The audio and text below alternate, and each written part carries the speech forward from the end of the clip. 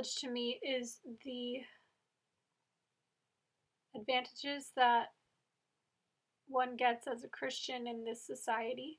Um, Christianity is the faith that this country was founded upon. So it observes holidays such as Christmas and Easter. People can get days off work for them and days off of school, and yet when it comes to holidays and other faiths, they aren't as recognized. One of the great privileges, there's many, but one is to know that, once we accept the Lord, we have many brothers and sisters. So I can go to any state, any country around the world, and there's going to be Christians that are going to be considered my brothers and sisters. I think there are a lot of people that consider Christian privilege the rights that they have come to expect with being a Christian, which I actually think is a false dichotomy, because I don't think that Christ ever holds up any rights that are to be expected with being a Christian. To me, Christian privilege is having my religious holidays respected among our education system. Currently, we get time off for Christmas and Easter, and I think that's really cool that our religion is so respected. Christian privilege is the fact that I can walk down the street and not worry about being hurt. I can go to church on Sunday, Wednesday, and it's widely accepted in my culture. Christian privilege is really the absence of things like discrimination, etc. So if I weren't a Christian, what could happen is I could get discriminated against. It's hard to even see because it is what is considered normal, and normal can easily become invisible unless it doesn't describe you. So Christian privilege is that ability that the dominant culture or dominant religion or dominant worldview, that ability they have to operate more freely, more smoothly, with fewer interruptions, fewer harassments, fewer stigmas within a given culture.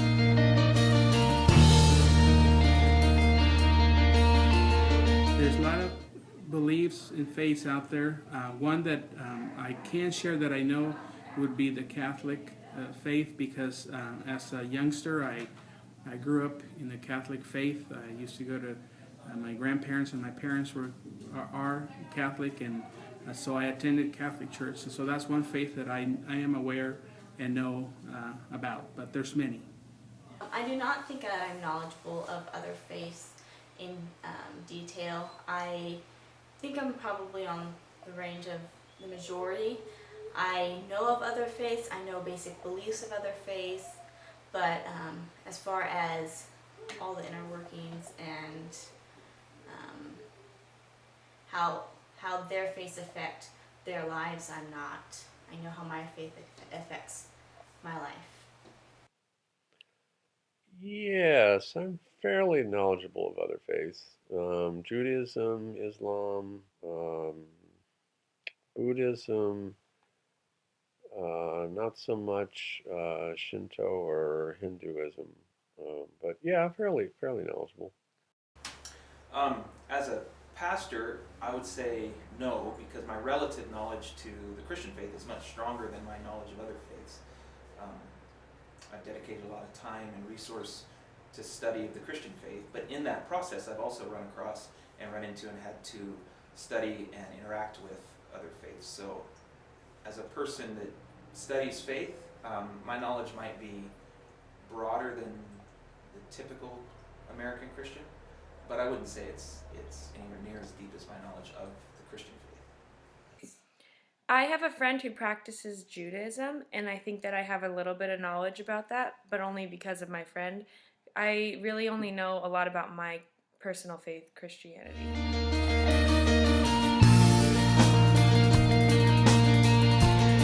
Christian privilege would be like having "In God We Trust" on the dollar bill. I think that there are people that believe that that Christian privilege is the equivalent to some statements that we would have for, as an example, in like our United States Constitution, things like life, liberty, and the pursuit of happiness, that these are inalienable rights. But I think, and that there are, people would say that those are part of the privilege of being a Christian. You run for office. If you're not a Christian, you better have a really good story behind you, and you better have a very weak opponent, because just because you're a Christian, you probably get 3 to 5 electoral percentages. Well, this Sunday is the first Sunday of Advent, and for the next 4 weeks, the Christian calendar and the American holiday calendar are going to sync up perfectly, which is a prime example of Christian privilege. For the next 4 weeks, we're going to hear all kinds of Christian themes played through music in stores. We're going to see images of the birth of Jesus on lawns and cards, and on of course, on Christmas Day. Many folks are going to. It's going to be the one day of the year, or maybe the second day of the year, that they'll actually go to church, and so it's Christian privilege is our holiday system, or at least the holidays that we celebrate that are religious. I do not have trouble finding faith groups that I can get along with and that I can integrate myself with easily. There's over 4 Christian groups on the Chico State campus, and other faiths just aren't as recognized and aren't as acknowledged. Throughout all of society, I believe, Christians definitely have this very domineering voice in politics as well. Part of my Christian privilege is I do get to worship freely and not get criticized. Part of it, I actually feel not bad, but like I don't want to cast a shadow on someone else's beliefs if they don't worship the same way I do. And when I ask like someone that may not worship any holidays, oh, what are you doing for the holiday? I always, I don't want them to feel bad about it.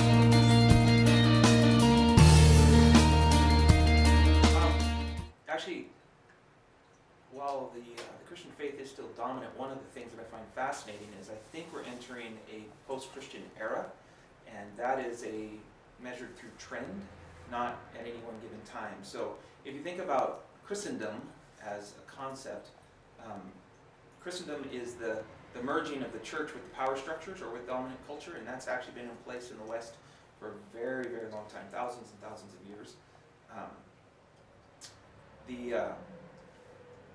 But I think that's changing, and so in the last 50 years, I think while Christianity in America remains a dominant organizing principle, it is diminishing in its strength, in its presence, and I think that for a new generation that we're seeing raised now, it is not dominant. So we have grandparents alive today where the Christian faith would be seen as extremely dominant and precious and necessary, and then we have, I think, grandkids alive today that don't understand that, don't see the world through that grid. So I think we're trending towards a marginalization of the Christian faith in America. I actually have mixed emotions about that question, because on the one hand, I recognize that that Christianity, I would say, in the form of Christendom,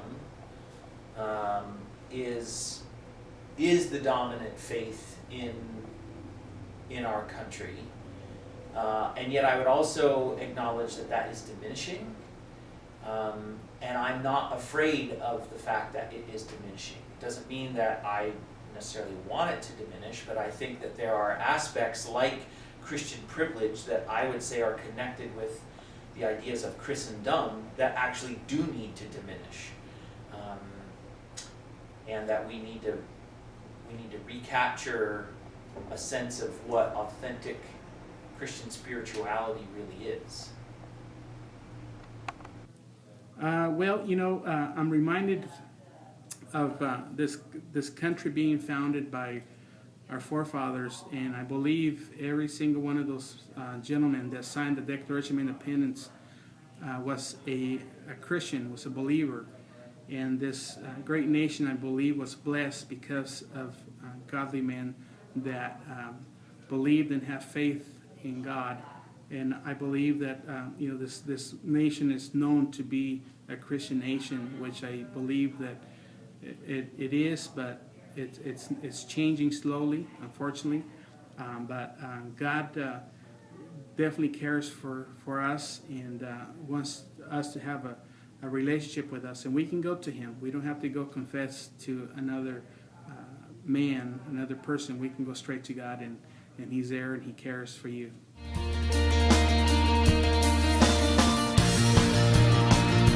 I believe Christians can be allies to other faiths by serving them as best as we know how to. I think that service is a grand gesture of acceptance, and I believe that if other faiths are being oppressed, Christians will be able to stand up and defend those who may be oppressed, and not only other faiths, but maybe other people groups or just even the lifestyle choices of other people. I think that Christians can be allies by standing beside people in turmoil and being a source of comfort and a source of love. And I believe that that can be on a grand scale, and also on a smaller scale, just with individual relationships. I also believe that Christians have a big responsibility of being apologetic about the ways in which Christianity has really, really hurt people. I think that that's something that's really important. And as a Christian, we need to take responsibility for our brothers and sisters who may have caused harm in the name of God, and who may have passed judgment in the name of God, because that's not what we're called to.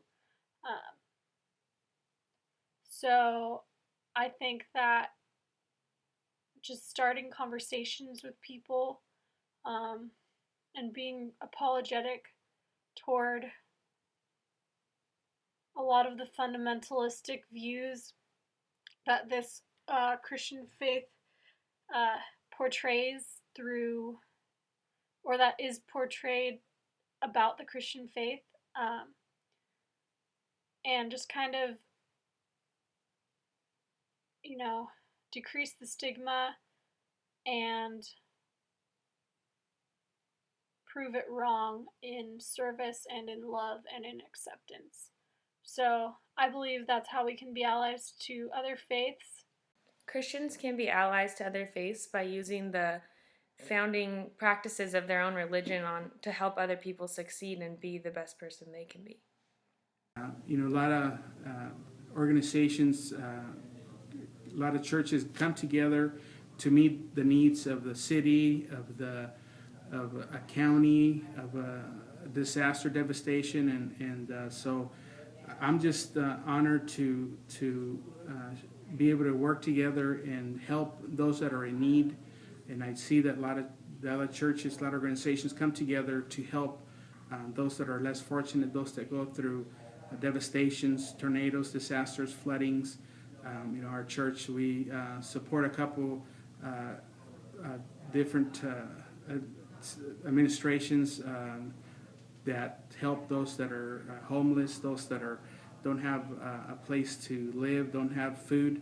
So we support other organizations so together we reach those that are less fortunate. So I'm glad that we can come together and work together and show the love of Christ, and that's what we're supposed to do. part of my fundamental understanding of who God is and how He works in the world is a basic belief that God is at work everywhere and in everyone's life, whether they see it or acknowledge it or recognize Him or not.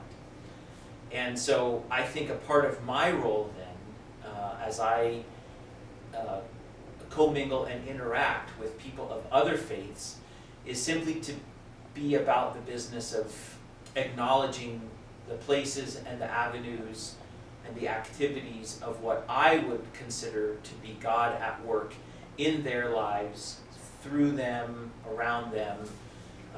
And so I see it more as a coming alongside of and finding common ground in the places that I believe God is already at work, rather than setting myself up in opposition to and saying God's on my side and He is not on your side. I think that actually becomes a false dichotomy, and so rather than set up a me against them, I think it's more important for me to join God where He already is with them, and to come alongside instead of come in opposition. Just, there's so much we can do. As being a Christian myself, I truly believe that personal belief is a personal decision, not pressing any pressure or shoulds on anyone else to believe or do or act in the same way. So it's great just to have the mindset that I think comes along with Christianity of wanting to be peacemakers and just kind of disagree or agree to disagree and still be able to be in communion and love each other and have a peaceful existence. And I really do believe that that's what Christianity can do, is no matter what anyone believes or does, it's, we're all human and we have that connection that we can have community together and build a better tomorrow.